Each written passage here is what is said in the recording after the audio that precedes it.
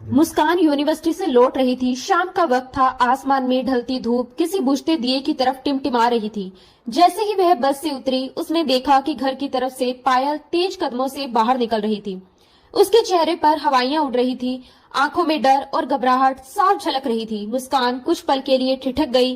पायल दीदी इस वक्त यहाँ और इतनी परेशान क्यों लग रही है? उसके मन में सवालों की झड़ी लग गई। घर पर इस वक्त पापा भी नहीं थे, सिर्फ नेहा दीदी थी। उसका दिल अनजाने डर से तेज धड़कने लगा। जब तक वह अपने दरवाजे तक पहुंची, तब तक पायल अपनी गाड़ी में बैठकर अगले मोड़ पर गायब हो चुकी थी। मुस्कान की निगाहें उसकी गाड़ी के पीछे गुम होती रही। एक सिरन उसके पूरे जिस्म में दौड़ गई। वह तेजी से घर की ओर बढ़ी, लेकिन जैसे ही उसने दरवाजा खोला, उसकी आंखें फटी रह गई। नेहा दीदी फर्श पर गिरी हुई थी। चेहरा पीला पड़ चुका था। एक हाथ पेट पर था और दूसरा टेबल के कोनों को थामे हुए वह उठने की कोशिश कर रही थी। दीदी! मुस्कान चीखते हुए उनकी तरफ भागी। दीदी क्या हुआ आपको? क्या आप ठीक तो है ना? नेहा दर्द से तड़प रही थी। आवाज टूटी टूटी सी थी। मुस्कान, एम्बुलेंस को कॉल करो, बहुत दर्द हो रहा है। मुस्कान, मैं मर जाऊंगी।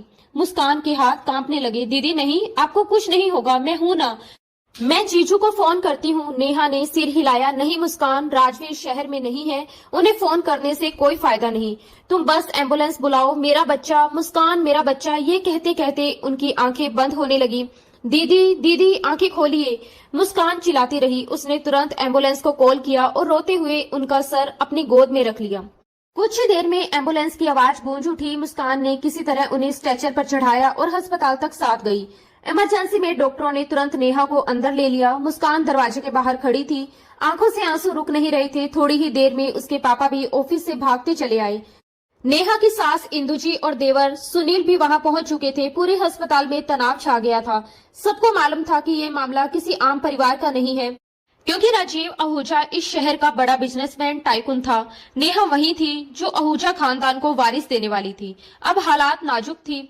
माँ और बच्चा दोनों की जान खतरे में थी। मुस्कान के कांपते होठों से सिर्फ एक ही बात निकल पा रही थी, भगवान मेरी दीदी और उनके बच्चे को बचा लीजिए। मुस्कान, ये सब कैसे हुआ? इतनी बड़ी लापरवाही नेहा कैसे कर सकती है? उसे तो पता था ना कि उसकी कोख में हमारे खानदान का अंश पल रहा है, फिर भी इतनी बड़ी लापरवाही कैसे हो गई? इंदु जी की आवाज में दर्द, गुस्सा और हैरानी तीनों एक साथ झलक रहे थे। मुस्कान के होठ थरथरा उठे। उसकी आंखों से आंसू झरझर बह रहे थे। मुझे नहीं पता आंटी, सच में नहीं पता। उसकी आवाज फटी हुई थी। मैं यूनिवर्सिटी से आई तो दीदी जमीन पर दर्द से तड़प रही थी। मैं कुछ नहीं जानती कि उनके साथ क्या हुआ था। मैं तो बस उन्हें संभालने की कोशिश कर रही थी। उसने रोते हुए अपने चेहरे को दोनों हथेलियों में छुपा लिया। इंदु जी वही माथा पकड़कर पास की कुर्सी में बैठ गई। उनकी आंखों से आंसू नहीं, पर एक गहरी थकान टपक रही थी। चारों ओर खामोशी पसरी थी। बस अस्पताल के गलियारे में लोगों की हल्की आवाजें और मॉनिटर की बीप सुनाई दे रही थी। 3 घंटे तक सब लोग बाहर बेचैनी से बैठे रहे, हर मिनट उम्मीद और डर के बीच झूलते हुए। और फिर आखिरकार डॉक्टर बाहर आए। उनके चेहरे पर थकान और आंखों में बोझलपन था। डॉक्टर ने धीमी आवाज में कहा, हमने बहुत कोशिश की, माँ को तो बचा लिया गया, लेकिन बच्चा अब नहीं रहा। ये शब्द जैसे किसी ने दीवार पर हथौड़ा मार दिया हो। मुस्कान की आंखों से आंसू बह निकले। इंदु जी ने सिर झुका लिया और नेहा के पिता संजय जी के होठों से एक दर्द भरी आह निकली। 5 महीने की प्रेगनेंसी थी वो बच्चा, जिसकी हलचल नेहा हर रोज महसूस करने लगी थी, जिसका हर पल वो सपना देखती थी, जिसके लिए पूरे घर में तैयारियां हो रही थी। अब वो नन्हा वजूद हमेशा के लिए ठंडा पड़ चुका था। उसी वक्त तेज कदमों की आवाज गूंजी। अस्पताल के गेट से राजीव अंदर दाखिल हुआ। चेहरा पसीने से भीगा हुआ, आंखों में डर और बेचैनी थी। डॉक्टर, नेहा कहाँ है और मेरा बच्चा कैसा है? वह एक ही सांस में सब बोल गया, लेकिन डॉक्टर के होठों से निकले हुए शब्दों ने उसकी पूरी दुनिया उजाड़ दी। आपकी पत्नी अब सुरक्षित है, लेकिन बच्चा नहीं बच पाया। राजीव कुछ पल तक वहीं खड़ा रहा। आंखें फैल गई, जैसे किसी ने उसकी सांसें खींच ली हो। फिर वह डगमगाते हुए पीछे की कुर्सी पर गिर गया। उसके हाथ कांप रहे थे, आंखें सूनी थी। उसे समझ नहीं आ रहा था कि यह सपना है या सच्चाई। जिस बच्चे के लिए उसने महीनों से तैयारी की थी, जिसके आने की मुस्कान में वह पूरा घर सजाने वाला था, वो बच्चा अब कभी नहीं आएगा। राजीव, खुद को संभालो, नेहा के पापा संजय ने आगे बढ़कर कहा। लेकिन उनकी बात पूरी होने से पहले ही इंदु जी गुस्से में फट पड़ी। संभाले कैसे? सब नेहा की गलती है। मैंने तुम्हें पहले ही मना किया था राजीव, उसे उसके मायके मत छोड़ो, लेकिन नहीं, तुमने मेरी एक बात नहीं मानी। अब देखो सब खत्म हो गया। राजीव की आंखों में लालिमा भर आई, उसकी मुट्ठियां भींच गई। उसने भारी आवाज में कहा, मैं नेहा को कभी माफ नहीं करूंगा, कभी नहीं। उसकी आवाज में टूटन थी, लेकिन लहजा पत्थर की तरह सख्त था। उसने आंखों की नमी को झटकते हुए चेहरा घुमाया और बिना पीछे देखे अस्पताल से बाहर निकल गया। वह यह जाने बिना जा चुका था कि अस्पताल के कमरे में नेहा धीरे धीरे होश में आ रही थी। आंखें खोलते ही उसने सबसे पहले जो नाम लिया वो राजीव था। उसकी आवाज में टूटन थी, बेबसी थी और एक ऐसी चाहत थी जो शायद अब अधूरी रह जाने वाली थी। वह राजीव से मिलना चाहती थी, उसके कंधे पर सर रखकर रोना चाहती थी, अपने बच्चे की मौत का गम उसी के साथ मिलकर हल्का करना चाहती थी, लेकिन किस्मत को कुछ और ही मंजूर था। राजवीर ने उसे धुतकार दिया था, उससे नफरत करने लगा था, उसे अपने बच्चे की मौत का जिम्मेदार ठहरा दिया था। उसके दिल में गलतफहमी का जहर फैल चुका था। नेहा बिस्तर पर लेटी थी, आंखों से आंसू बहते जा रहे थे, होठ कांप रहे थे और उसकी रूह रो रही थी। उसकी दुनिया उजड़ चुकी थी, उसका बच्चा, उसका प्यार, उसका विश्वास, सब कुछ उससे छिन गया था। उसने आंखें बंद की और कमरे में बस मॉनिटर की धीमी बीप गूंज रही थी, जो अब किसी टूटे दिल की धड़कन जैसी लग रही थी। वो रोती सिसकती रह गई। राजवीर के पीछे पीछे उसकी माँ इंदु जी भी चली गई। अस्पताल की सफेद दीवारों के बीच अब सिर्फ उसकी बहन मुस्कान और उसके पापा संजय जी रह गए थे। चारों तरफ सन्नाटा पसरा था, बस मशीनों की बीप की आवाज उस सन्नाटे को तोड़ रही थी। बेबस संजय जी अपनी बेटी के पास आए। पापा, नेहा ने कांपती आवाज में पुकारा। आंखों में उम्मीद की आखिरी चमक थी। उन्होंने उसका माथा सहलाया। तुम ठीक हो बेटा? हमारे लिए बस यही सबसे बड़ी बात है। ये सुनते ही नेहा अपने आंसू रोक न पाई। पापा का हाथ कसकर पकड़ लिया। पापा, मेरा बच्चा। उसके शब्द गले में ही अटक गए। संजय जी ने आंखें बंद कर ली, आवाज में दर्द था। फिक्र मत करो बेटा, सब कुछ ठीक हो जाएगा। मगर खुद उनकी आंखों से आंसू ढुलक पड़े। मुस्कान भी पीछे खड़ी अपने आंसू पोंछ रही थी। दूसरी ओर राजवीर, जिसने ना तो मुड़कर देखा ना ही अस्पताल आया। संजय जी बेटी को डिस्चार्ज करवाकर घर ले आए, मगर नेहा के मन में अब भी एक ही सवाल था, राजवीर कहाँ है? हर दिन, हर रात, हर सांस में वो उसी का नाम दोहराती रही। दरवाजे की ओर उसकी निगाहें जमी रहती। वो आएगा, मेरे आंसू पहुंचेगा, लेकिन वो कभी नहीं आया। थक हार कर नेहा ने खुद उसे फोन किया, मगर उसने फोन तक नहीं उठाया। और जब वो खुद उसके घर पहुंची तो उसने मिलने से भी इनकार कर दिया। इतना ही नहीं, उसकी माँ इंदु जी ने तो उसे घर से धक्के देकर बाहर निकाल दिया। तुम हमारे पोते की कातिल हो। ये सुनकर नेहा के दिल में जैसे 1000 तीर एक साथ चुभ गए। वो दरवाजे पर ही खड़ी रह गई, आंखों में दर्द, होठ कांपते हुए बोले, जाओ राजवीर, तुम्हें मेरी जरूरत नहीं, अब मुझे भी तुम्हारी कोई जरूरत नहीं। अगर तुम्हें मुझसे मोहब्बत नहीं तो मैं भी ऐसी मोहब्बत पर लानत भेजती हूँ। ये कहते वक्त उसकी आवाज भरा गई थी, मगर चेहरा सख्त था। अंदर से वो पूरी तरह टूट चुकी थी। वो दिल जिसमें कभी सिर्फ राजवीर की मोहब्बत बसती थी, अब बिखरे हुए टुकड़ों में धड़क रहा था। दिन गुजरते गए, मगर उसके दर्द की तीव्रता कम नहीं हुई। वो अपने आंसू भीतर ही भीतर पीती रही, मुस्कुराने की कोशिश करती रही ताकि पापा और मुस्कान का दिल ना टूटे। दोनों ने उसे बार बार समझाया, नेहा टेंशन मत लो, एक दिन राजवीर जरूर लौटेगा। वो बस गलतफहमी में है। लेकिन नेहा की आंखें हर बार खामोश रहती। वो उन वादों, उन कस्मों, उन सपनों को याद करती जो राजवीर ने उसके साथ बुने थे। 6 महीने बीत चुके थे, मगर उस बेदर्द सनम ने एक बार भी पलटकर नहीं देखा। उधर राजवीर भी स्कूल में नहीं था। वो भी नेहा को याद करता था, मगर इंदु जी की बातों ने उसकी सोच में ऐसी दीवार खड़ी कर दी थी जिसे अब गिराना नामुमकिन था। उन्होंने गलतफहमी के बीज को इतना खाद पानी दिया था कि अब वो एक घना पेड़ बन चुका था, जिसकी छांव में प्यार के लिए कोई जगह नहीं बची थी। और अब जब उन्हें मौका मिला, उन्होंने ठान लिया कि वो अपने बेटे की शादी अपनी सहेली की बेटी और राजवीर की बचपन की दोस्त पायल से ही करवाएगी। उस दिन दफ्तर का माहौल गंभीर था। राजवीर अपनी मीटिंग में डूबा हुआ था। जब दरवाजे पर खट की हल्की सी आवाज हुई, उसने सिर उठाया और सामने का नजारा देखकर उसकी सांसें थम गई। कमरे में मौजूद सबकी निगाहें दरवाजे की ओर टिक गई और वहां खड़ी थी नेहा। 6 महीने बाद उसे यूं सामने देखकर राजवीर के लब खुद ब खुद रुक गए। काली फ्रॉक में सोगवार हुस्न, रोई हुई आंखें, फीकी मुस्कान, उसके चेहरे पर दर्द और गरिमा दोनों का अजीब संगम था। राजवीर ने उसे ऊपर से नीचे तक देखा और एक पल के लिए जैसे सारी दुनिया थम गई, हवा भी रुक गई। बस उन दोनों के बीच एक अधूरा प्यार, एक अधूरा रिश्ता और बहुत सारी खामोशियां बाकी थी। मुझे आपसे बात करनी है, वो रहस्य लहजे में बोली, आवाज धीमी मगर ठोस थी। Excuse me, meeting is over, Rajveer ने ठंडे अंदाज में कहा और वहां मौजूद सभी मेंबर्स को बाहर जाने का इशारा किया। कुछ ही पलों में कमरा खाली हो गया। अब वहां बस 2 लोग थे, एक वो जो टूटी थी और दूसरा जो टूटने से बचने की कोशिश कर रहा था। राजवीर ने मेंबर्स के जाते ही अपनी सख्त निगाहें नेहा पर डाली, जबकि नेहा कुछ सेकंड उसे देखती रही, फिर धीरे धीरे उसके करीब आई। आप दूसरी शादी कर रहे हैं? उसने हिम्मत जुटाकर कहा। आवाज कांप रही थी मगर जुबान पर दृढ़ता थी। 6 महीने बाद ये पूछने आई हो? राजवीर अपनी जगह से उठते हुए ठंडे स्वर में बोला। आप मेरी बात का जवाब दें मिस्टर राजवीर आहूजा, नेहा ने तेज आवाज में कहा। उसकी आंखों में दर्द और गुस्सा दोनों थे। उसके जिस्म से उठती वही उसकी पसंदीदा खुशबू हवा में फैल गई थी। 6 महीने बाद भी वो खुशबू राजवीर के दिल की धड़कनों को अस्त व्यस्त कर रही थी। वो सामने खड़ी थी, वही लड़की जिसे उसने कभी अपनी रूह की हद तक चाहा था। मेरा जवाब जानकर क्या करोगी? उसने उसकी आंखों में गहराई से झांकते हुए कहा।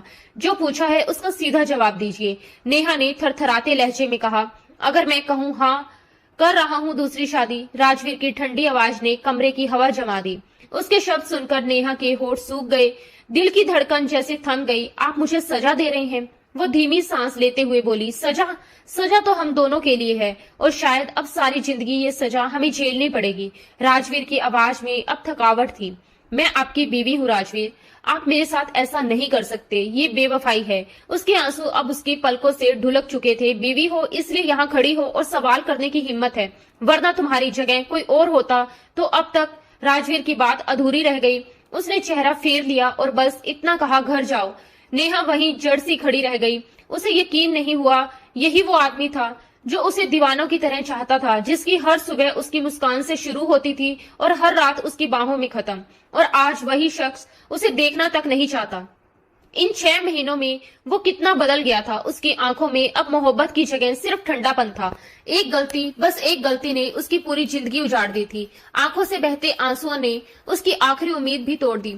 मैं नहीं जाऊंगी, उसने सख्ती से कहा। आपने 6 महीने से मुझसे राब्ता खत्म कर रखा है, ना मिलते हैं ना बात करते हैं। क्या सारा कसूर मेरा ही था? क्या सजा सिर्फ मुझे ही मिलेगी? अब उसकी आवाज दर्द से कांप रही थी मगर उसमें साहस भी था। राजवीर ने उसकी ओर देखा, आंखों में गुस्सा और टूटन दोनों थे। हाँ, तुम ही कसूरवार हो, तुम्हारी वजह से सब कुछ हुआ, तुम्हारी वजह से मेरा बच्चा। वो यकायक रुक गया, शब्द गले में अटक गए। नेहा ने उसके चेहरे पर गुस्से की तीव्र लकीरें देखी, अपने आंसू पोंछे और कड़क आवाज में बोली। तो अब आप इस बात की सजा मुझे देंगे? ठीक है, कर दीजिए दूसरी शादी, मगर दूसरी शादी से पहले आपको मुझे छोड़ना होगा। राजवीर का चेहरा सख्त हो गया। अपनी जुबान संभालो नेहा, अगर दोबारा ऐसी बात मुंह से निकाली तो जान ले लूंगा तुम्हारी। उसने गुस्से में नेहा का बाजू पकड़कर झकझोरा। एक पल को दोनों की आंखें आपस में टकराई, जैसे आग और पानी का संग्राम हो। आप खुद किसी और को अपनी जिंदगी में शामिल कर ले और चाहते हैं मैं आपके नाम पर अपने बाप के घर बैठी रहूं? ऐसा कभी नहीं होगा मिस्टर राजवीर आहूजा। दूसरी शादी से पहले आपको पहली शादी खत्म करनी होगी। नेहा ने बिना डरे उसकी आंखों में आंखें डालते हुए कहा। राजवीर हंसा नहीं, बस गुस्से से बोला। तुम्हारी इतनी औकात नहीं कि मेरे नाम से खुद को अलग कर सको। याद रखो। वह उसके बेहद करीब आया। चेहरे से कुछ इंच की दूरी पर उसकी गर्म सांसें नेहा के चेहरे से टकराई। लगता है तुम भूल गई हो राजवीर आहूजा को, उसने धीमे मगर डरावने लहजे में कहा। मैं कुछ नहीं भूली, लेकिन आप सब भूल गए हैं। मेरा गुनाह क्या इतना बड़ा था कि इतनी सख्त सजा दे रहे हैं? और अगर सजा देनी है तो फिर दोनों को मिलेगी। नेहा ने गुस्से में अपना हाथ छुड़ाते हुए दरवाजे की ओर कदम बढ़ाए। राजवीर ने गुस्से में अपने बालों में हाथ फेरा और उसके पीछे लपका। नेहा दरवाजा खोलने ही वाली थी कि उसने आगे बढ़कर दरवाजे को लॉक किया और उसे दीवार से सटाते हुए अपने दोनों हाथ उसके दोनों ओर रख दिए। उसका चेहरा नेहा के बेहद करीब था, इतना कि नेहा उसकी सांसों की तपिश महसूस कर रही थी। लगता है तुम अपनी जान देने पर तुली हो। अगर अलग होना चाहती हो तो ठीक है। राजवीर आहूजा तुम्हें खुद से जुदा कर देगा। तुम मेरी मोहब्बत के लायक ही नहीं थी। गेट आउट, उसने हर शब्द पर जोर देते हुए कहा और पीछे हट गया। उसकी बात सुनते ही नेहा के दिल पर जैसे कोई बिजली गिरी। उसकी आंखों से आंसू बह निकले। वो समझ गई कि अब सब खत्म हो गया है। वो शख्स जो उसकी जान था अब वही उसकी रूह से जुदा हो गया है। बिना कुछ कहे उसने दरवाजा खोला और बाहर निकल गई। राजवीर वहीं खड़ा रहा, बस उसे जाते हुए देखता रहा। बाहर सड़कों पर नेहा की कार बेतहाशा रफ्तार से दौड़ रही थी। 2 बार उसका एक्सीडेंट होते होते बचा, पर उसे परवाह नहीं थी। घर पहुंचते ही वह बिस्तर पर औंधे मुंह गिर पड़ी और बेकाबू होकर रोने लगी। आंखों के सामने वही लम्हे घूमने लगे जब उसने पहली बार बताया था कि वो प्रेग्नेंट है। और राजवीर मुस्कान से पागल हो उठा था, जैसे सारी दुनिया ही खुशियां उसे मिल गई हों। मगर एक गलती, बस एक गलती ने सब छीन लिया, उसका घर, उसका पति, उसकी ममता और सब खत्म। उधर घर पर इंदु जी सुनील से कह रही थी कि सुनील, मैंने कितनी बार कहा है मोनिका को साथ लेकर आया करो, अब देखो कितना वक्त गुजर गया। इंदु जी ने ये सब नाराज लहजे में कहा, जबकि सुनील फोन में व्यस्त था। वो बोला भी नहीं, बस नजरें घुमाई। उसने मन ही मन सोचा, मैं उसकी जिम्मेदारी क्यों लूं। मोनिका इंदु जी की खास सहेली की बेटी थी, जो हाल ही में अपनी यूनिवर्सिटी बदलकर इंदु जी के घर के पास वाली यूनिवर्सिटी में पढ़ने आई थी।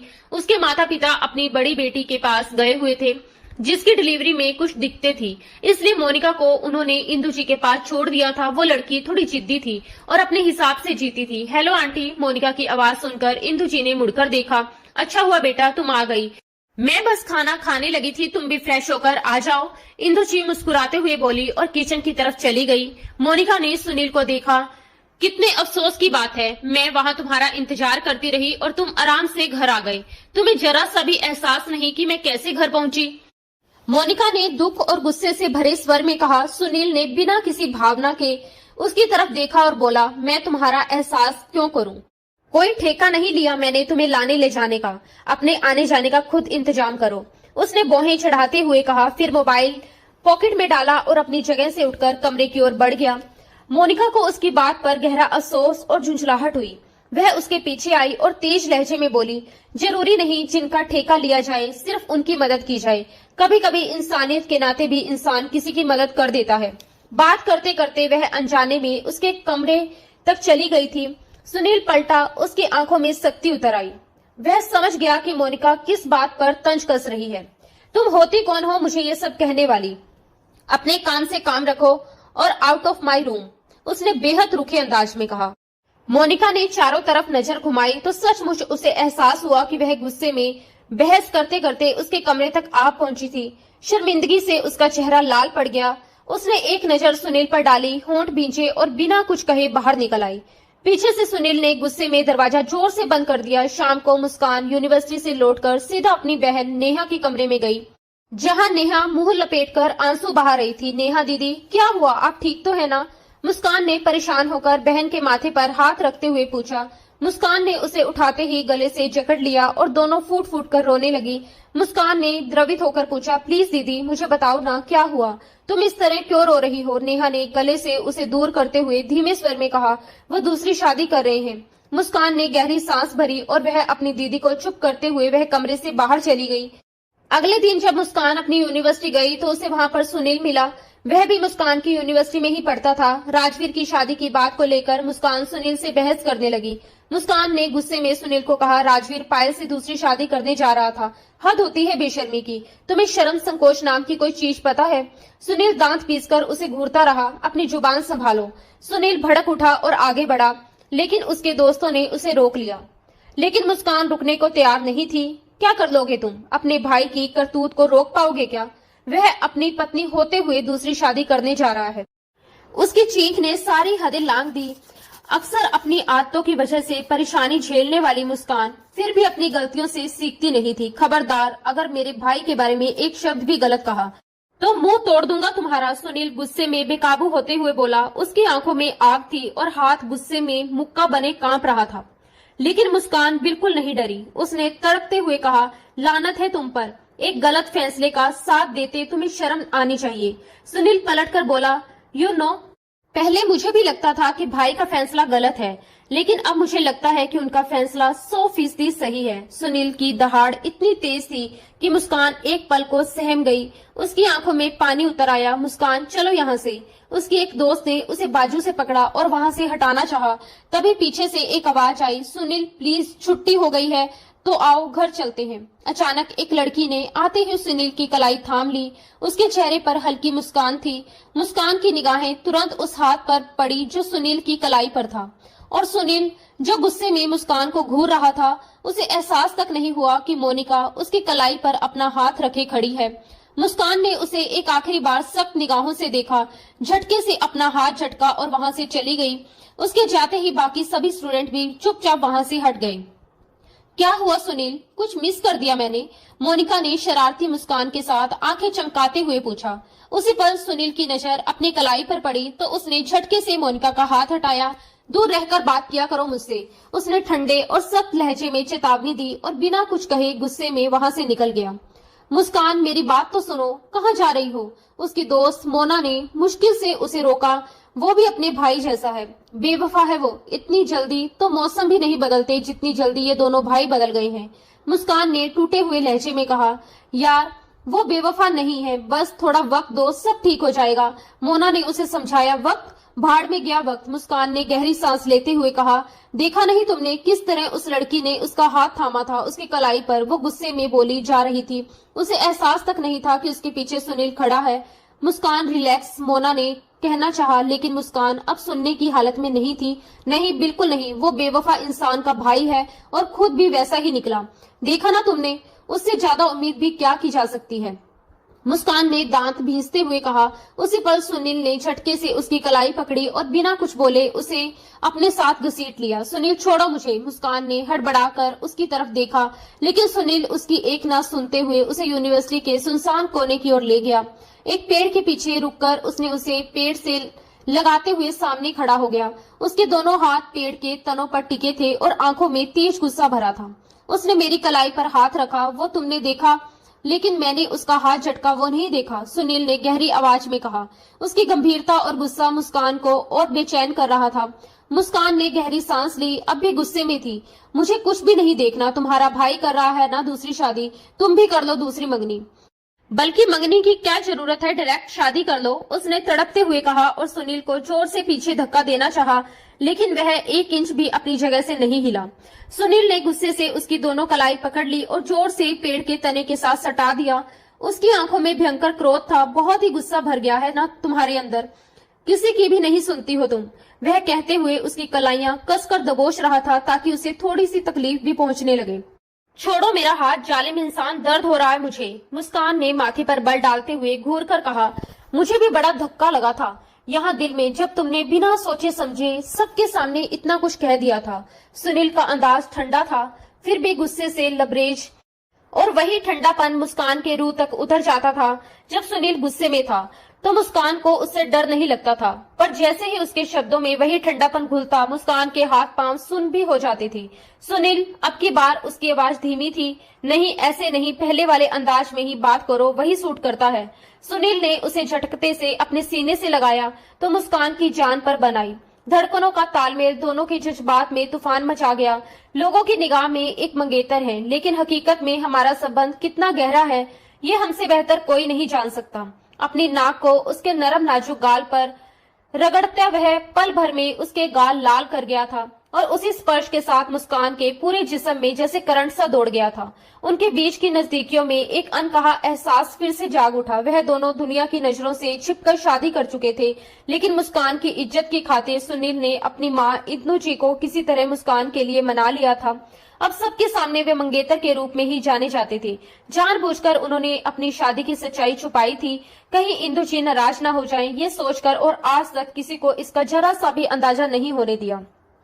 सुनील हमेशा ऐसे ही उसे चुप करवा देता था, वरना मुस्कान द ग्रेट को चुप करवाना नामुमकिन था।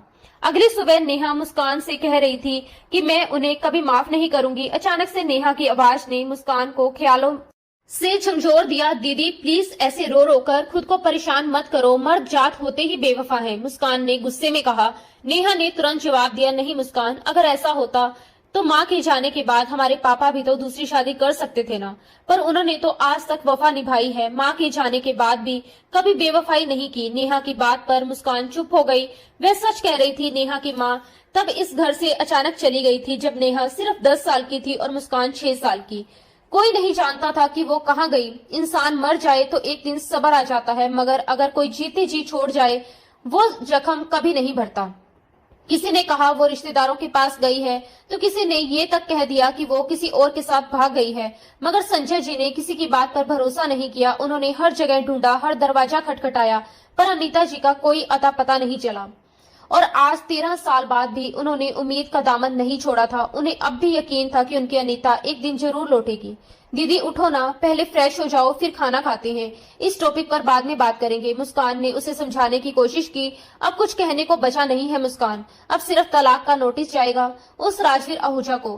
कर ले वो दूसरी शादी, तीसरी, चौथी, जितनी चाहे उतनी शादियां, अब मुझे कोई फर्क नहीं पड़ता। नेहा के शब्दों पर मुस्कान ने अविश्वास से उसकी तरफ देखा। दीदी आप ये क्या कह रही हैं, तलाक? मुस्कान को यकीन नहीं हुआ कि उसने सही सुना है। राजवीर और नेहा का प्यार तो मिसाल हुआ करता था। उनके रिश्ते के गवाह सुनील और मुस्कान खुद थे, लेकिन वो मोहब्बत अब कहाँ खो गई कि आज नेहा तलाक की बात कर रही थी। हाँ मुस्कान, सही सुना तुमने, ये मेरी आखिरी फैसला है। इतना कहकर नेहा खुद को संभालती हुई बाथरूम में बंद हो गई, जबकि मुस्कान वहीं सोफे पर बैठी माथा थामे उलझे ख्यालों में डूबी रह गई। उधर राजवीर के घर नाश्ते के टेबल पर इंदु जी कह रही थी, राजवीर कल भी हेमा का फोन आया था बेटा, आखिर वो बेटी वाले हैं, कुछ तो जवाब दो उन्हें। इंदु जी ने नाश्ते की टेबल पर बैठे खोए हुए बेटे को पुकारा तो वह चौंक पड़ा। जी मम्मा, आप कुछ कह रही थी, उसने जैसे ख्यालों से बाहर आते हुए कहा। हाँ बेटा, हेमा चाहती है कि मंगनी की डेट फिक्स कर ली जाए, तुम बताओ क्या कहते हो। इंदु जी की आवाज में गंभीरता थी, पर साथ ही एक माँ की उम्मीद भी झलक रही थी। कल की रख लीजिए। राजवीर के होठों से निकले इन शब्दों ने कमरे की हवा को जैसे ठहर सी दी। सुनील के चेहरे पर हैरानी साफ झलकने लगी। माँ, इतनी जल्दी किस बात की? अभी नेहा भाभी हैं।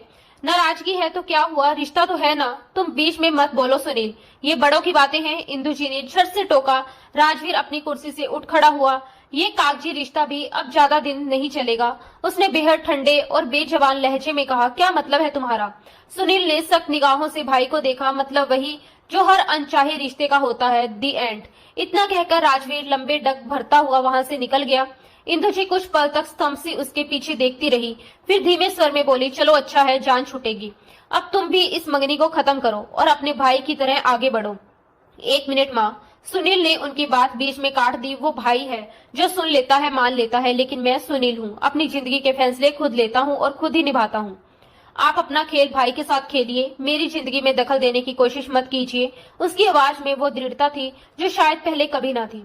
राजवीर की बात पहले ही उसके अंदर आग भड़का चुकी थी और अब माँ के शब्दों ने उस पर तेल डालने का काम कर दिया था। इंदु जी ने गुस्से में उसे देखा। तुम्हें समझाना मुश्किल हो गया है सुनील, मेरी बात ध्यान से सुन लो, चाहे जो भी कर लो, पर मैं मुस्कान को इस घर की बहू कभी नहीं बनने दूंगी। जैसे बड़ी बहन वैसे ही छोटी बहन, एक से बढ़कर एक, मुंहफट और बेहया। सुनील ने होठों पर एक तिरछी मुस्कान लाई। तो भाई की ला रही है ना आप, सादी, संकोची और शरीफ सी लड़की। चलिए वही आपकी पसंद सही, मेरे वाली तो ऐसी ही टेढ़ी है और मुझे वो ऐसी ही पसंद है। बहुत बदतमीज हो गए हो तुम। इंदु जी तमतमाते हुए बोली। कुछ नहीं भूला मम्मा, लेकिन शायद आप भूल रही हैं कि भाई की संतोष किसमें है। सुनील ने उन्हें सवालों में उलझाते हुए दरवाजा खोला और यूनिवर्सिटी के लिए निकल गया। इंदु जी ने माथा पकड़ लिया। ना जाने क्या जादू कर दिया है इन दोनों बहनों ने। वह बड़बड़ाई। पहले राजवीर इनकी तरफदारी में जीता था, अब ये दूसरा भी उनके काबू में है। और मोनिका, वह ऊंची आवाज में बोली, मोनिका तुम्हें यहाँ किस लिए बुलाया है मैंने? अगर तुमसे मेरा एक बेटा काबू नहीं होता तो साफ साफ बता दो, मैं कोई और इंतजाम कर लूंगी। आंटी मैं तो कर रही हूँ कोशिश, लेकिन आपका बेटा मुझे मुंह ही नहीं लगाता, मैं क्या करूँ? मोनिका उदासी से बोली। तो फिर उसके और करीब जाओ, दोस्ती बढ़ाओ, अपने अंदाज दिखाओ। याद रखो, मर्द औरत की अदाओं के पीछे भागता है। आंटी हंसते हुए उसे अपने बेटे को फंसाने के नए नए तरीके समझा रही थी। आंटी आपका बेटा अदाओं से नहीं फंसेगा, इसके लिए मुझे कुछ और बड़ा प्लान करना पड़ेगा, मोनिका सोचते हुए बोली। इंदु जी सिर हिलाकर उठ खड़ी हुई। अब उन्हें हेमा की खुशखबरी भी देनी थी कि राजवीर शादी के लिए राजी हो गया है, वह भी बहुत जल्दी। सुनील ने मोबाइल स्टेटस पर राजवीर की मंगनी का कार्ड पोस्ट किया। मुस्कान जो सोने के लिए लेट रही थी, कार्ड पर कल की तारीख देखकर जैसे दुख के गहरे समंदर में डूब गई। उसने मोबाइल एक तरफ फेंकते हुए मन ही मन कहा, अफसोस अफसोस राजवीर जीजू, अगर मोहब्बत करने वाले आप जैसे बेदर्द और जालिम होते हैं तो कोई भी कभी मोहब्बत ना ही करे। सुनील के प्रति गुस्से के साथ वह सोच रही थी, मुझे तुमसे भी ये उम्मीद नहीं थी। भाई को समझाने की बजाय तुम उसका साथ दे रहे हो। बुज़दिल इंसान कहीं के। उसके दिमाग में हर बात उथल पुथल मच रही थी। पायल की बच्ची तो बहुत खुश हो गई। उसके मन की हर मुराद पूरी हो गई। लेकिन पता नहीं दीदी क्या चाहती है। सब कुछ सच सच राजवीर जीजू को बता क्यों नहीं देती। तभी उसके फोन पर मैसेज टोन बजी। उसने देखा सुनील का मैसेज था। उसने कार्ड इनबॉक्स किया और स्पेशल इनविटेशन भेजा था। मुस्कान के सर पर करंट सा दौड़ गया। पैर जमीन पर ठंडे पड़ गए। तुम्हें अपने बुज़दिल भाई की मंगनी मुबारक हो। मुझे इनवाइट करने की कोई जरूरत नहीं। मुस्कान जलते दिल के साथ मैसेज पढ़ते हुए बैठ गई। सुनील खुद उठकर बैठा। उसे जैसे अपनी बात पर करंट सा लगा हो। उसने ये स्टेटस सिर्फ नेहा और मुस्कान के लिए ही ऑन किया था। बाकी सबको हाइड कर दिया था। स्टेटस देखकर भी मुस्कान चुप रही तो मजबूरन उसे इनबॉक्स करना पड़ा। बुज़दिल निकली तुम्हारी बहन। मैदान छोड़कर भाग गई। हिम्मत होती तो खड़ी होकर अपने हक के लिए लड़ती, ना कि डर के भाग जाती। सुनील के शब्दों पर मुस्कान ने माथा पकड़ लिया। भूल रहे हो कैसे तुम्हारी माँ ने मेरी बहन को हाथ पकड़कर घर से निकाल दिया, जैसे बच्चा सिर्फ उन्होंने खोया हो। मेरी बहन ने उस वजूद को 5 महीने तक महसूस किया है। अपनी कोख में उसके दर्द और हर धड़कन को महसूस किया। बताओ ऐसा कौन सा गुनाह था जिसकी वजह से उन्हें इतनी बड़ी सजा दी गई। जिंदगी मौत तो भगवान के हाथ में है, फिर भी इंसान सजा देने के लिए खुद को भगवान क्यों बना बैठता है। इतने लंबे मैसेज के बाद सुनील के पास कहने को कुछ नहीं बचा। उसने खामोशी से मोबाइल एक तरफ रख दिया। वह क्या कहता। वह खुद इस मंगनी के खिलाफ था, पर राजवीर जैसे जुनूनी और जिद्दी इंसान को कौन समझा सकता था। केवल एक ही इंसान थी जिसकी बात वह मानता था और वह थी खुद नेहा। लेकिन इससे भी आज राजवीर ने मुंह मोड़ लिया था। अगले दिन रात को मंगनी की पार्टी अपने चरम पर थी। रात के 10 बज रहे थे और आहूजा हाउस में रौनक अपने पूरे जोर पर थी। पायल अपनी माँ के साथ वहां आई थी। ये भी राजवीर की ख्वाहिश थी कि मंगनी की रस्म आहूजा हाउस में ही हो, और आज पायल की दिल की ख्वाहिश पूरी हो रही थी। वह राजवीर की बात को कैसे टालती। पायल पिंक गाउन में इस वक्त बेहद खूबसूरत लग रही थी। सभी मेहमान आ चुके थे। बस राजवीर का इंतजार था, जो अब तक अपने कमरे से बाहर नहीं निकला था। इंदु जी बुरी तरह परेशान होकर बोली, सुनील जाओ देखो राजवीर कहाँ रह गया। अचानक नेहा अपनी बहन मुस्कान के साथ गाड़ी में बैठकर आहूजा हाउस के बाहर पहुंच जाती है। आप एक बार फिर सोच ले दीदी, हम पापा को बताकर भी नहीं आए हैं। अगर उन्हें पता चला तो उन्हें बुरा लगेगा। अभी आप अंदर जाने की जिद कर रही हैं, आप वह सब देख भी नहीं पाएंगी। मुस्कान को अपनी बहन की तकलीफें सीने पर महसूस हो रही थी। यही तो देखना है मुस्कान, वह किस तरह मेरे सामने किसी और का हाथ थामेगा, फिर उसे रिंग पहनाएगा। नेहा की आवाज में ठहराव था। वैसे भी यह वही रिंग है जो राजवीर ने मुझे मेरी एंगेजमेंट पर दी थी। ये रिंग मैं पायल को गिफ्ट कर दूंगी ताकि वह इसे पहनकर अपनी जिंदगी की नई शुरुआत कर सके। जब मैं उसकी मंगनी में आई हूँ तो खाली हाथ आना बुरा लगता है ना। वह बेताबी में कुछ इस तरह बोल रही थी मानो पागलपन और ठोस इरादे दोनों एक साथ समा गए हों। मुस्कान को अपनी बहन की हालत देखकर दिल भारी हो गया। मैं भी तुम्हारे साथ चलती हूँ, मुस्कान ने कहा और गाड़ी से उतरने को तैयार हुई। नेहा ने उसे रोका, नहीं मुस्कान तुम नहीं, आज ये मेरी अकेली की जंग है, मुझे ही लड़ना है। तुम यहीं मेरा इंतजार करो, मैं जल्दी लौट आऊंगी। कहकर नेहा उसे वहीं छोड़कर सामने बड़े गेट की ओर बढ़ गई और अंदर घुस गई। ये वही घर था जहां 1 साल पहले वह दुल्हन बनकर आई थी और आज उसकी जगह लेने कोई और आ गई थी। नेहा चलते हुए सीधा स्टेज के पास पहुंची। वहां राजवीर आहूजा खड़ा था, तालियों की गूंज में पायल को रिंग पहनाता। नेहा ने दिल बड़ा करके तालियां बजा दी। उसकी आंखें गिरे कांच जैसी नम थी, लेकिन चेहरे पर मुस्कान थी, एक जख्मी मुस्कान। मासूम चेहरा, फरेबी निगाहें, लबों पर हंसी और दिल में दर्द। नेहा ने माइक उठाया और उसकी आवाज पूरे हॉल में गूंज गई। राजवीर और सबकी निगाहें उस पर टिकी थी। मेरे दोस्त, जिसे यहाँ तुम्हारे जैसा दुश्मन चाहिए ही नहीं। उसने गाने के बोल बोलते हुए माइक एक तरफ रख दिया और स्टेज की ओर बढ़ गई। वहां एक खामोशी छा गई। बहुत बहुत बधाई हो मंगनी की। नेहा ने दोनों को देखते हुए मुबारकबाद दी। इंदु जी स्तंभ रह गई, जबकि राजवीर की तेज निगाहें उसी पर टिकी थी। कुछ गिफ्ट नहीं लाई, लेकिन ये लो। उसने अपनी उंगली में रिंग पकड़कर पायल की तरफ बढ़ा दी। मेरी तरफ से गिफ्ट, अब इस पर तुम्हारा हक है। लेकिन इससे पहले कि पायल रिंग लेती, राजवीर ने उसके हाथ से झपटकर रिंग ले ली और उसे गुस्से से घूरने लगा। नेहा ने आंसुओं के गोले हलक में अटके महसूस किए। वह रुक नहीं सकी। शिकवा भरी निगाहें राजवीर पर डालते हुए वह घर की बैक साइड की ओर चली गई। राजवीर सब कुछ छोड़कर उसके पीछे दौड़ा। इंदु जी ने उसे पुकारा, लेकिन वह अनसुनी करता तेज कदमों से नेहा के पीछे गया। नेहा नहीं जानती थी कि वह कहाँ जा रही है, बस उसे अब कुछ वक्त अकेले रहना था। जैसे ही वह पीछे के दरवाजे की ओर बढ़ी, राजवीर ने फौरन उसे बाजू से पकड़कर अपनी तरफ खींच लिया। वह सीधा उसके सीने से टकराई। गहरी सांस भरते हुए वह राजवीर को बेगानेपन से देखने लगी। राजवीर को उसके ऐसे देखने पर तकलीफ हुई। लीव मी, वह गुस्से में चिल्लाई। राजवीर ने उसका हाथ सख्ती से थाम लिया। बिना कुछ बोले उसे अपने कमरे में ले गया। दरवाजा लॉक करते हुए उसने उसकी तरफ घूरा। क्यों आई हो यहाँ? वही ठंडा गंभीर अंदाज, बिल्कुल भी शर्मिंदगी नहीं। नेहा जैसे पागल हो गई थी। उसने दोनों बाजुओं से उसे पीछे धकेलने की कोशिश की, लेकिन राजवीर ने उसकी दोनों कलाइयों को पकड़ लिया और उसे अपने करीब खींच लिया। क्यों मुश्किलें बढ़ा रही हो अपने और मेरे लिए? वह गंभीर आवाज में कह रहा था और नेहा का दिल तेजी से धड़कने लगा। मुझे जाना है यहाँ से, दूर हटो, वह चिल्लाई, लेकिन खुद को उसकी पकड़ से छुड़ा नहीं सकी। यही कारण था कि वह यहाँ आई थी। उसे राजवीर से दूर जाना था। राजवीर ने अपने कमरे में उसे अपने वजूद में महसूस किया और आज भी शिद्दत से उसे चाहता था।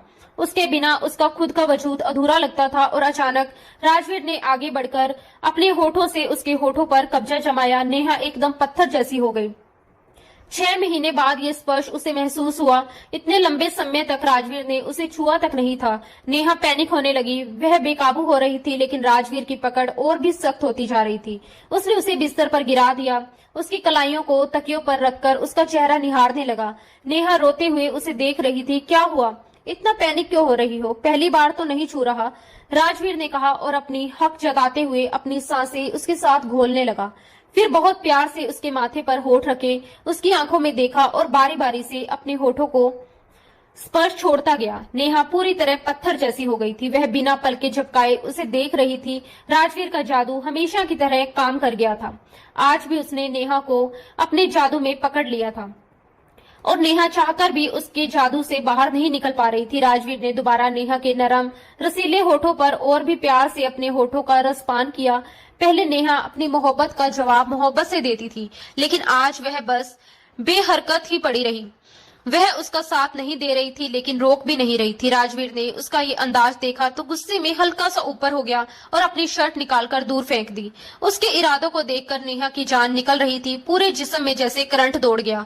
नेहा इस चुभन को कितनी बार झेल चुकी थी। एक बार राजवीर अपनी जुनूनियत से उसे बेबस कर देता और आज तो उसके चेहरे का रंग भी बदल गया था। नेहा ने चेतावनी दी, खबरदार, जो तुमने अपनी हद पार करने की कोशिश की।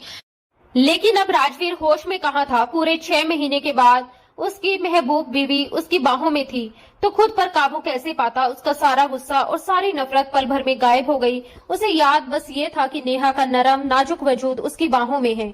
अगले ही पल उसने अपने नरम दहकते होठ नेहा की गर्दन के नीचे ब्यूटी बॉन पर रख दिए और धीरे धीरे नीचे की ओर बढ़ाया। इससे पहले कि वह पूरी तरह उसकी खूबसूरती में मदहोश हो जाता, उसने एकदम उसके बालों में उंगलियां डालकर उन्हें सख्ती से पकड़ लिया।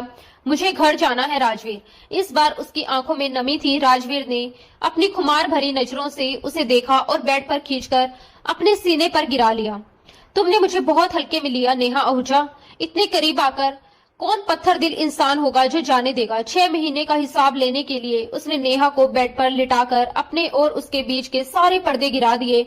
उसे अपनी बाहों में मचलने पर मजबूर कर दिया। मैं इस सब के लिए आपको कभी माफ नहीं करूंगी। नेहा अपने चेहरे को उसके सीने में छुपा गई। आप बहुत बुरे हैं, बहुत बुरे। राजवीर ने लाइट ऑफ करते हुए उसके दोनों कलाइयों को अपनी पकड़ में लिया। मेरी पत्नी हो, मैं तुम पर हक रखता हूँ, माफी मांगूंगा भी नहीं। उसने अपनी बात कहकर उसे मदहोश कर दिया। नेहा की दिल की धड़कनें तेजी से बढ़ने लगी। उसकी हर हरकत नेहा की जान पर बन रही थी। 6 महीने के बाद उसकी जान उसे मिली थी और वह अपनी जान को अपने शरीर में पूरी तरह समा लेना चाहता था। काफी देर हो चुकी थी और नेहा अभी तक वापस नहीं आई थी।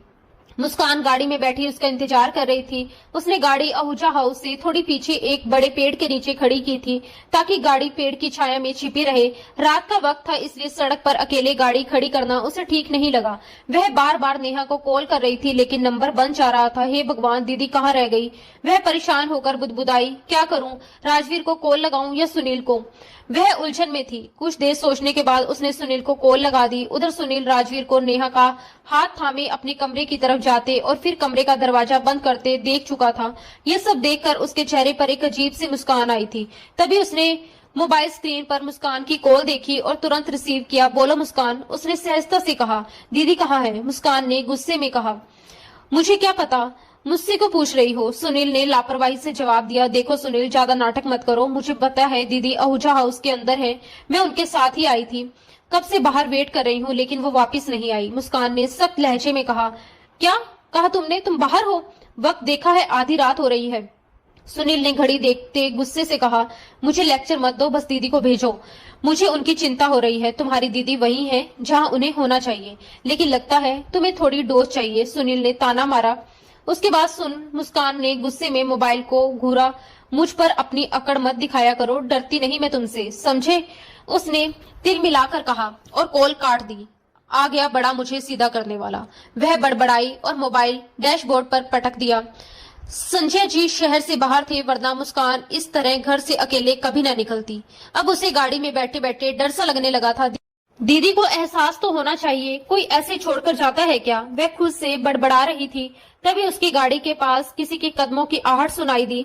मुस्कान घबराकर जल्दी से सारे दरवाजे लॉक करने लगी, पर हड़बड़ाहट में एक दरवाजा अनलॉक हो गया। कुछ पल सन्नाटा रहा। उसने आसपास देखा पर कोई नहीं था। तभी उसने सुनील को कॉल करने के लिए मोबाइल उठाया ही था कि अचानक फ्रंट सीट का दरवाजा खुला और कोई अंदर आ गया। डर के मारे मुस्कान के हाथ से मोबाइल छूटकर नीचे गिर गया। वह चीखते हुए दरवाजे से जा लगी। जब उसने देखा कि वो सुनील था तो एक पल के लिए उसके होश उड़ गए। सुनील के चेहरे पर वही शरारती मुस्कान थी। क्या हुआ डार्लिंग, इतना डर गई? मैं तो तुम्हें बहादुर समझता था, पर तुम तो डरपोक निकली, सुनील ने मुस्कुराते हुए कहा। मुस्कान दरवाजे से चिपकी बैठी थी, कुछ बोल नहीं पा रही थी। मुस्कान, आर यू ओके? उसने उसके चेहरे की घबराहट देखकर नरमी से पूछा, पर वह खामोश रही। ये एक्सप्रेस ट्रेन आज चुप क्यों है? सुनील ने मजाक में कहा और हाथ बढ़ाकर उसके गाल को छूने की कोशिश की, पर मुस्कान ने झटके से उसका हाथ हटा दिया। बेवकूफ, ऐसे कौन करता है? उसने डर और गुस्से के मिले जुले भाव से कहा। सुनील ने उसकी यह हरकत नजरअंदाज की और मुस्कुराते हुए उसके पीछे हाथ डालकर उसे अपनी गोद में खींच लिया। अचानक हुए इस स्पर्श में मुस्कान ने घबराकर उसकी कॉलर पकड़ ली। सुनील ने उसके चारों ओर बाहें कस ली और उसे अपनी गोद में बिठा लिया। अब वह पूरी तरह उसके काबू में थी, ना हिल पा रही थी, ना कुछ कह पा रही थी। बस उसके चेहरे पर गुस्सा और डर दोनों साफ झलक रहे थे। क्या हुआ? इतना गुस्सा क्यों आ रहा है मेरी जान को? सुनील अपनी गर्म सांसें मुस्कान के चेहरे पर छोड़ रहा था और मुस्कान का दिल एकदम तेज दौड़ने लगा। गुस्सा तो कहीं सो गया था, उसकी जगह सुनील की कुर्बत ने ले ली थी। छोड़ो मुझे, वह कसमसाई और सुनील ने अचानक उसके नाजुक कमर पर जोर से चुटकी काट दी। इतनी तेज कि दर्द से उसका चेहरा लाल हो गया। सुनील उसके बदलते भावों को गौर से देख रहा था। ये वही मुस्कान थी जो बदला लेकर छोड़ती नहीं थी, और अब उसने उसके कॉलर को पकड़कर अपने होठ उसकी गर्दन की तरफ टिकाए, अपनी गर्म सांसें वहीं छोड़ दी। मुस्कान ने आंखें बंद कर उस पल को महसूस किया। शायद सोच रही थी कि अब वह अपने नरम होठों से उसकी गर्दन छुएगी, लेकिन अनजाने में उसने अपनी ताकत दिखाते हुए सुनील की गर्दन पर दांत मार दिए। एक झटका सुनील को लगा, पर वह भी इसे उसकी मस्ती भरी मोहर समझ बैठा और दर्द को मीठा महसूस किया। मुस्कान पीछे हटते हुए हंसी। सुनील ने उसके बालों में हाथ डाले और होठों से उसे चूम लिया। आज पहली बार वह उसे इतनी नजदीकी से बेबस कर रहा था। छोटी छोटी शरारतें तो अक्सर करते थे, पर अब हद पार करने की हिम्मत भी होने लगी थी। मुस्कान चिल्लाकर खुद को छुड़ाने की कोशिश कर रही थी, पर सुनील ने कमर कसकर पकड़ रखा था। वो हिल भी नहीं पा रही थी। उसकी कुरकुराती सांसों को चुराकर वह हल्का पीछे हटा और मुस्कान के खून से रंगे होठों पर आधा मुस्कान सा फेंका, मानो कह रहा हो, तुम मुझसे जीत नहीं सकती, बहुत बुरे हो तुम। मुस्कान ने अपनी हथेली से होठ पहुंचे, तुम मेरा स्पर्श मिटा नहीं सकते, बस करो सुनील, मैं अब तुम्हारी जान ले लूंगी अगर तुमने आगे कुछ भी किया तो। पर सुनील ने गले में बाहें डालकर उसकी बातों का आनंद लिया और कहा, ठीक है, तरीका मैं बताऊंगा। वह प्यार से उसकी नाक से अपनी नाक रगड़ते हुए बोला, आई हेट यू। मुस्कान गुस्से में थी, पर उसी बेबसी पर उससे आंसू आ रहे थे। क्यों रो रही हो? सुनील ने उसकी आंखों में बहते आंसू देखे। मैं दीदी के पास जाना चाहती हूँ, पता नहीं वो कहाँ है, और मुझे यही सब रुला रहा है। उसकी बात ने सुनील का दिल चीर दिया। उसकी आंखों का रंग बदल गया। अब चेहरे पर मोहब्बत नहीं, सर्दी और बेइंतहा दर्द था। उसने चुप्पी भंग कर मुस्कान को सख्ती से सीट पर धकेल दिया। गहरी सांस लेकर गाड़ी से उतर गया। मुस्कान घबराकर उसके पीछे निकली। सुनील रुको, वह चिल्लाई, पर वह रुकने को तैयार नहीं था। मुस्कान उसके सामने खड़ी होकर समझा रही थी। उसने उसका मतलब गलत लिया। तुम्हें मेरा स्पर्श बुरा लगता है, मेरा करीब आना बुरा लगता है, मेरी मोहब्बत को तुम गाली दे रही हो और कह रही हो मैंने गलत मतलब निकाला। उसने आंखों में भरकर चिल्लाया और दोनों के बीच अब लफ्जों की जंग ही बाकी थी। मुस्कान की आंखें आंसू से भीग चुकी थी। उसके सीने में दर्द का सैलाब उमड़ रहा था। उसने कुछ सोचने या समझने का वक्त ही नहीं लिया, बस अचानक ही आगे बढ़ी और सुनील के होठों पर अपने होठ रख दिए। एक पल के लिए वक्त जैसे थम गया, हवा भी रुक गई थी और चारों तरफ एक गहरा सन्नाटा छा गया था। उस एक पल में उसकी सारी बातें, सारे शिकवे, सारी उलझने जैसे उसी चुंबन में समा गई थी। अगले ही पल वह झटके से पीछे हटी, खुद से नजरें चुराती हुई, पर सुनील ने उसे फिर खींचकर अपने सीने से लगा लिया।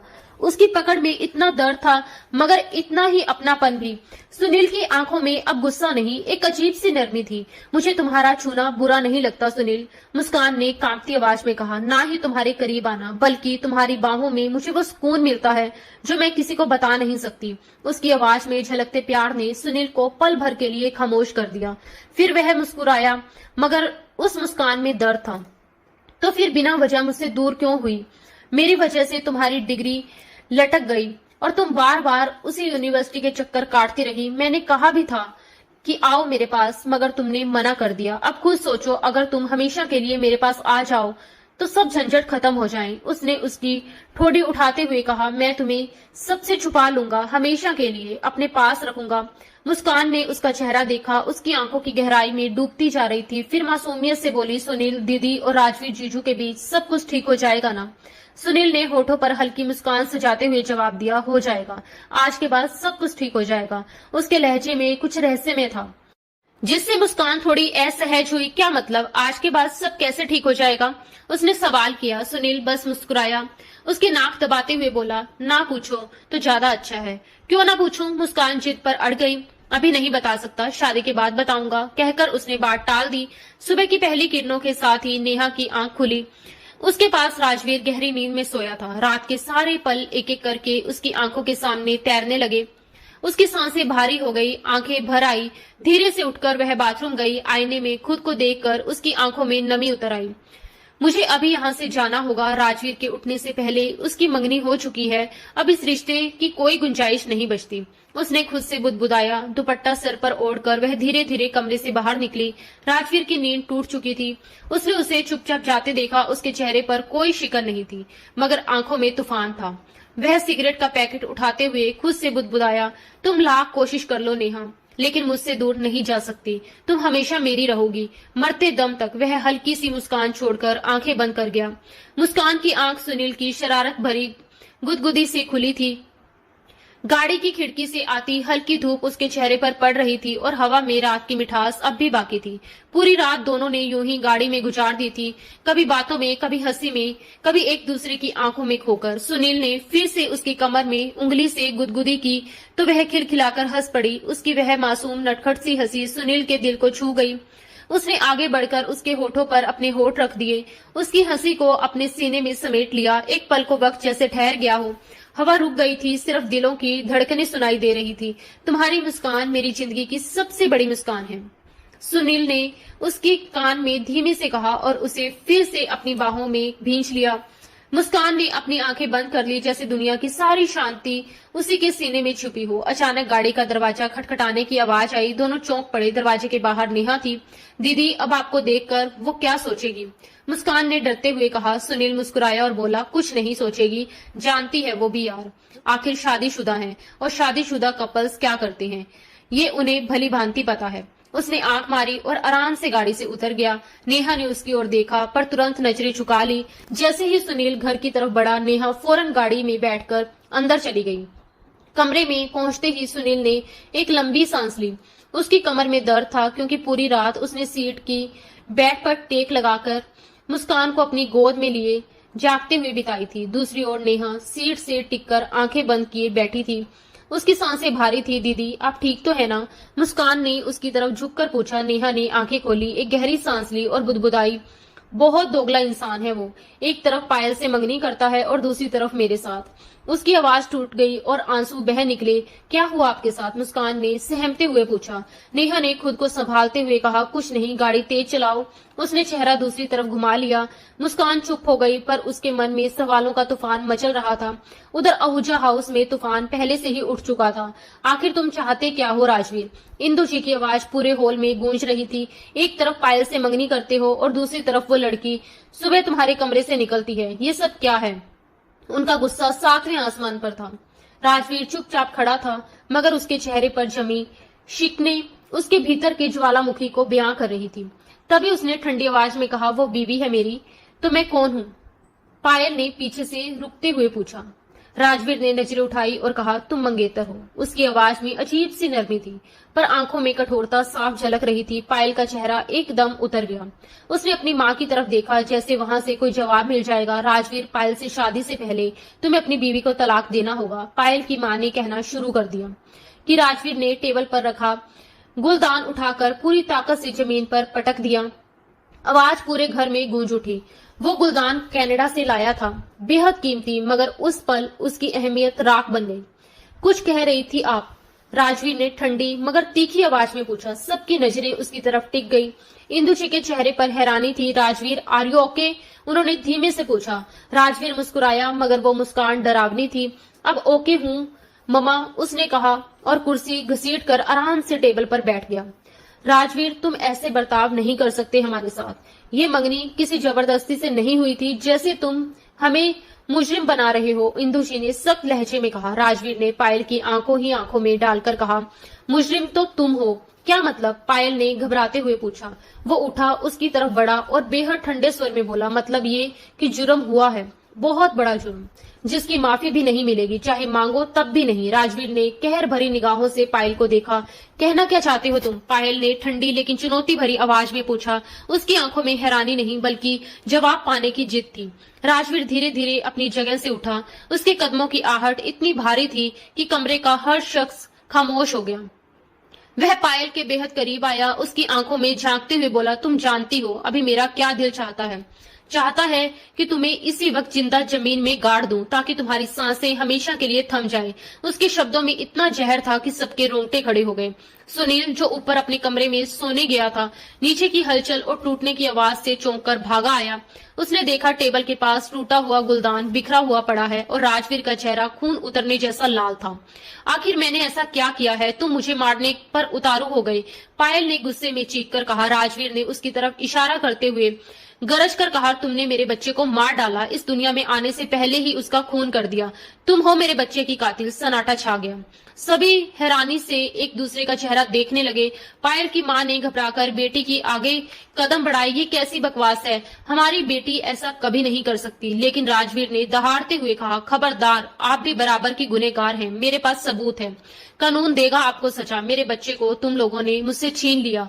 उसकी आंखें लाल हो चुकी थी, मानो उसमें आग जल रही हो। ये सब झूठ है, ये सब उस नेहा का बनाया हुआ खेल है, पायल ने कांपती आवाज में कहा।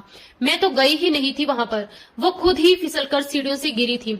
झूठ, राजवीर दहाड़ा। नेहा ने मुझे कुछ भी नहीं बताया, लेकिन तुमने खुद अपनी जुबान से सच उगल दिया। पायल के चेहरे से सारा खून उतर गया। उसकी आंखें फैल गई। वह एक पल के लिए जड़ होकर रह गई, जैसे खुद अपने ही जाल में फंस गई हो। इंदु जी हैरत में खड़ी रह गई। उस दिन नेहा घर पर अकेली थी और अचानक दरवाजे की घंटी बजी थी। उसने दरवाजा खोला, सामने पायल थी। नेहा ने उसे देखते ही चौंक कर कहा, तुम यहाँ क्या काम है तुम्हें मेरे घर में? पायल बिना जवाब दिए अंदर चली आई। क्यों ना आऊं, बहुत शौक है ना तुम्हें राजवीर की जिंदगी में जगह बनाने का। उसका बच्चा भी तुम्हारे पेट में पल रहा है। बहुत चालाक बनती हो। क्या बकवास कर रही हो तुम? निकलो यहाँ से। नेहा ने गुस्से में उसे दरवाजे की ओर धकेलना चाहा, लेकिन पायल ने झटके से खुद को छुड़ाया और तीखी नजरों से उसे देखा। मुझे तुम जैसी औरत के मुंह लगने का कोई शौक नहीं। ये कहकर वह मुड़ी, लेकिन उसके चेहरे पर नफरत की परतें साफ झलक रही थी। नेहा ने गुस्से में सीढ़ियां चढ़ना शुरू किया, सोचते हुए कि जब घर में कोई नहीं है तो पायल खुद ही चली जाएगी। लेकिन वह नहीं जानती थी कि पायल का गुस्सा अब आग बन चुका है। जैसे ही नेहा सीढ़ियों के ऊपर पहुंची, पायल उसके पीछे दौड़ी और अचानक उसके कंधे को पकड़कर जोर से खींचा। नेहा के कुछ समझने से पहले ही उसका संतुलन बिगड़ गया और नेहा सीढ़ियों से लुढ़कती चली गई। नेहा के मुंह से एक लंबी चीख निकल पड़ी। वह दर्द से कराह रही थी और मदद के लिए किसी को पुकार रही थी। वही पास पायल बैठी थी। उसके चेहरे पर बेरहमी की ठंडी मुस्कान थी। वह एक एक शब्द ज्यों ही कहती गई, हवा में जैसे जहर घुल गया। दर्द से तड़पती रहो और यही तड़प तड़प कर अपनी जान दे दो। बदकिस्मती से बच गई तो अपना मुंह बंद रखना। अगर एक शब्द भी मेरे खिलाफ बोला तो याद रखना, मैं वो हूँ जो कुछ भी कर सकती हूँ। पायल ने कटुता से आगे कहा, एक दिन राजवीर रात को सोएगा, सुबह उसकी आंख नहीं खुलेगी। यदि विधवा बनना चाहती हो तो बोलो, वरना हमेशा चुप रहना। नेहा अपना दर्द बर्दाश्त करते हुए उस पत्थर दिल लड़की को देख रही थी जो पूरी तरह निर्दयी और बेरहम लग रही थी। उसे अब साफ समझ आ गया था कि जब पायल राजवीर को हासिल नहीं कर पाएगी तो वह किसी भी हद तक जा सकती है, यहाँ तक कि किसी की जान लेने से पीछे नहीं हटेगी। नेहा का दिल कांप उठा था, उसके पूरे शरीर में थरथराहट दौड़ रही थी, लेकिन पायल वहां से निकल चुकी थी। यह सब नेहा ने किसी से साझा नहीं किया था, केवल मुस्कान ही इस राज की जानकारी रखती थी।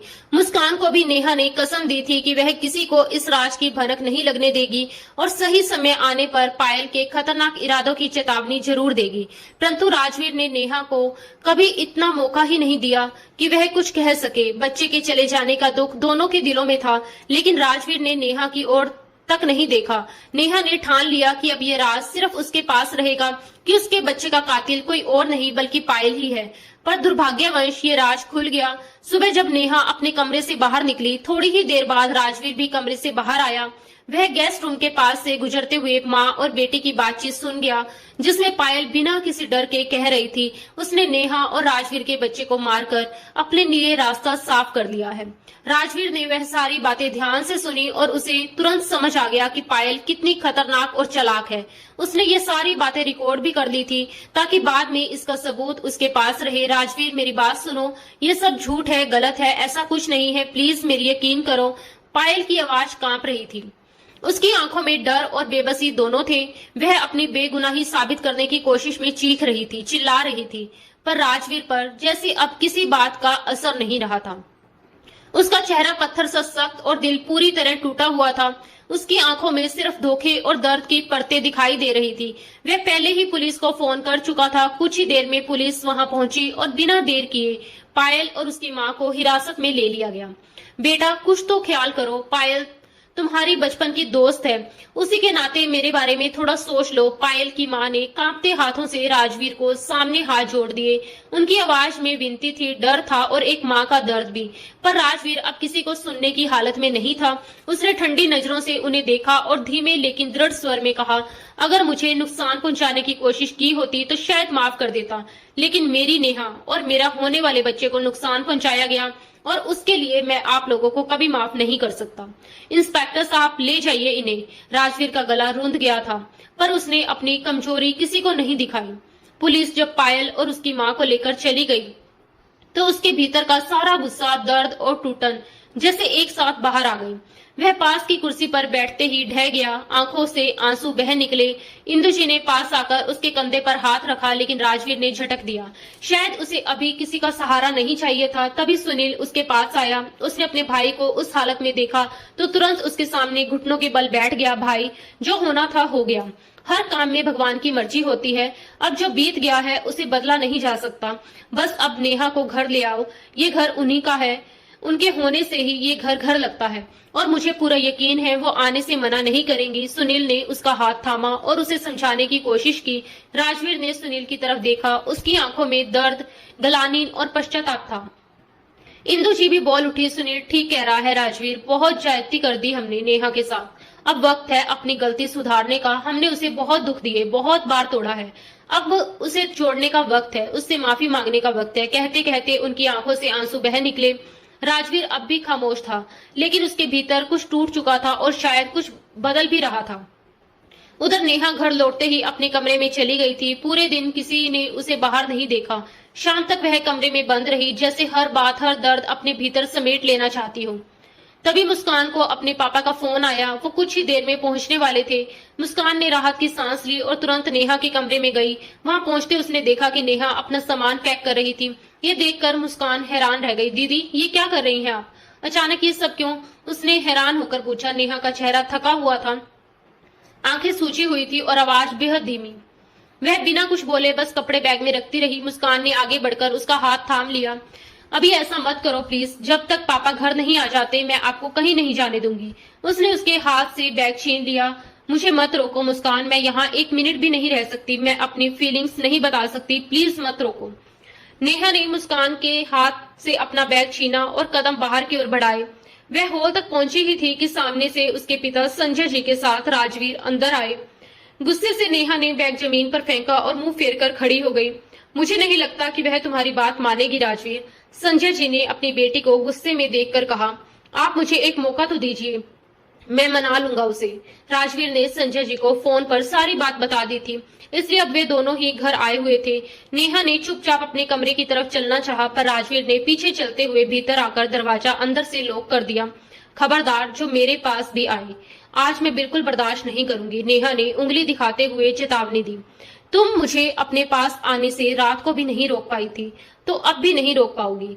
राजवीर ने झटके से उसे अपनी ओर खींच लिया। नेहा पैनिक हो गई थी, वह बिल्कुल स्तंभ रह गई। राजवीर ने जैसे ही नेहा के गालों पर आंसू देखे, झट से उन्हें अपने हाथों से पोंछ लिया। मुझे पहले क्यों नहीं बताया कि हमारे बच्चे को वह पायल नुकसान पहुंचा सकती थी। राजवीर का रंग बहुत लाल हो गया था। तुम्हारी जान को खतरा था, वह तुम्हें मार भी सकती थी। मैं बस मौके की तलाश कर रही थी, और तुमने भी तो मुझे कभी मौका दिया ही नहीं। एक बार भी मुझे बोलने का मौका नहीं दिया, बिना मुझे सजा सुना दी। नेहा ने गुस्से से उसे धक्का देने की कोशिश की, पर वह असफल रही। उसकी इतनी औकात नहीं थी कि राजवीर आहूजा तक पहुंच पाए। कुछ पल के लिए चुप रहकर राजवीर ने धीरे से कहा, मानता हूँ मेरी गलती है, क्या माफ नहीं करोगी? वो उसके आंसू अपने लबों से चुनते हुए बोला, आप सब मर्द इतना सब कुछ करने के बाद माफी कैसे मांग लेते हैं? नेहा ने तंज किया, शायद इसीलिए कि हमें यकीन होता है कि हमारी जान हमें माफ कर देगी। राजवीर ने उसके सामने सर झुकाते हुए कहा, अगर यही गलती औरत करे तो तुम मर्द कभी माफ नहीं कर सकते। तुम्हारे अंदर ये हौसला नहीं है। अब नेहा उससे लड़ रही थी। राजवीर ने सर उठाकर नेहा को देखा। रात दी गई। उसकी मोहब्बत के हल्के हल्के निशान नेहा के चेहरे पर खिलते हुए उसे और भी खूबसूरत बना रहे थे। अब ऐसे क्या देख रहे हो? मैंने आपको माफ नहीं करना। नेहा मुंह फेरकर खड़ी हो गई। राजवीर उसके सामने खड़ा था, अभी भी बस उसे ही देखे जा रहा था, और नेहा की नजरों की तपिश से परेशान होकर उसने अपनी आंखों के सामने हाथ रख लिए। मुकाबला तो आज भी नेहा का उसके सामने नहीं था। आज भी वह जालिम बेदर्द सनम उसका दिल धड़काए जा रहा था। क्या हुआ? मुझे छूने भी नहीं दे रही और देखने भी नहीं दे रही, ये तो बड़ा जुल्म है। वह मासूमियत भरे अंदाज में बोला, अच्छा जो रात को किया वो क्या था? नेहा उसे पहले वाले रूप में देखकर वह खिल उठी थी, और राजवीर भी उसे यूं चहकता देखकर जी उठा था। वह भी मेरी मोहब्बत थी, ये कहकर उसने आगे बढ़कर नेहा को अपनी बाहों में समेट लिया और उसके माथे को चूम लिया। वह उसे लेकर बाहर आया। बाहर महफिल सजी थी। इंदुजी, संजय साहब और सुनील, मुस्कान सब एक साथ बैठे थे। सुनील और मुस्कान की शादी की बातें कर रहे थे। पहले सुनील को अपने पैरों पर खड़ा तो होने दे। अचानक राजवीर की बात पर सभी चौंक उठे। लीजिए, ये हो गया खड़ा। सुनील फौरन खड़ा हुआ और सबको दिखाते हुए बोला, तो सभी का एक जोरदार कह कहा गूंजा। राजवीर ने आगे बढ़कर छोटे भाई को गले लगाया। खुश हो जाओ, तुम्हारी शादी की डेट फिक्स करके ही जाएंगे। ये सुनकर मुस्कान के चेहरे पर भी रंग बिखर गए और सुनील भी खुशी से खिल उठा। ठीक 1 महीने के बाद मुस्कान और सुनील की शादी की डेट फिक्स हो गई थी। राजवीर नेहा को साथ ले जाना चाहता था, लेकिन मुस्कान ने साफ इनकार कर दिया कि अब नेहा दीदी मेरे साथ ही विदा होकर आहूजा हाउस आएंगे, और मुस्कान की इस बात पर सुनील ने भी उसका साथ दिया। सबकी खुशी को देखते हुए यही तय हुआ कि नेहा भी मुस्कान के साथ दोबारा इस घर से विदा होकर जाएगी। और राजवीर गुस्से से सुनील और मुस्कान को घूर रहा था। वह तो आज ही अपनी प्यारी बीवी को अपने साथ ले जाना चाहता था। अपने दिल की बेचैनी को उसके पहलू में लेटकर चैन पहुंचाना चाहता था। उसने मायूस सूरत बनाकर नेहा पर एक नजर डाली, और उसकी इस हरकत पर सब लोग हंस पड़े। ठीक 1 महीने के बाद दोनों बहनें विदा होकर आहूजा हाउस पहुंच चुकी थी। उन्हें उनके कमरे में पहुंचा दिया गया था, और दोनों बेटों के बंद दरवाजों को देखते हुए इंदु जी ने खुद से वादा किया कि आगे आने वाली जिंदगी में अपने बेटों के लिए आसानियां पैदा करेंगी। वह कभी उनकी राह में कांटे नहीं बिछाएंगी, क्योंकि उन्होंने देख लिया था कि नेहा के बिना उनका हंसता मुस्कुराता शरारती राजवीर कैसे मुरझा गया था। वह अब दोबारा से उसके चेहरे पर हंसी और मुस्कान छीनना नहीं चाहती थी। वहीं अंदर कमरे में सुनील, मुस्कान, नेहा और राजवीर अपनी अपनी मोहब्बत की नई कहानियां लिख रहे थे। तो दोस्तों, आज की हमारी कहानी आपको कैसी लगी? अपनी राय कमेंट बॉक्स में जरूर बताएं। अगर आपको कहानी पसंद आई हो तो प्लीज इसे लाइक करना ना भूलें। हमारी कहानियों को लाइक और कमेंट करने से मुझे पता चलता है कि आप हमारी कहानियों को कितना पसंद करते हैं। और हाँ, ऐसी और रोमांटिक कहानियों के लिए हमारे चैनल को सब्सक्राइब जरूर करें। मिलते हैं दोस्तों अगली किसी नई और रोमांचक कहानी के साथ। धन्यवाद दोस्तों। राधे राधे।